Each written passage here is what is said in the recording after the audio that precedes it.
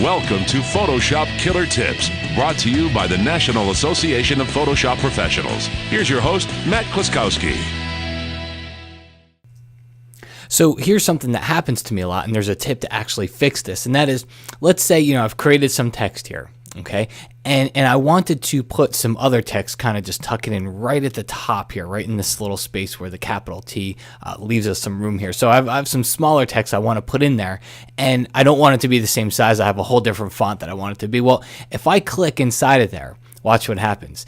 It puts me into edit mode for the text that's already there. All right, I'm going to hit the escape key to get out. And that's because it thinks that I want to edit this text. Well, if you look at your cursor, you'll be able to tell when that's going to happen to you, because right now when it's got the little box around it, that means it's going to create a new type layer. All right, but as it loses that box, it means it's going to go into edit mode for whatever type layer that you're near that you're going to click on. So what you can do is you can force Photoshop to go into the new type layer mode. All you got to do is hold down the shift key. All right, holding down the shift key puts that little box around it. So now if I were to click right here, okay, and I can make my font smaller, I can do whatever I want, it's going to be a whole separate, more text. All right, so it's going to be a whole separate type layer. So that's the way to get around if you ever wanted to place another type layer close to something without having to move it manually. All you got to do is hold down the shift key.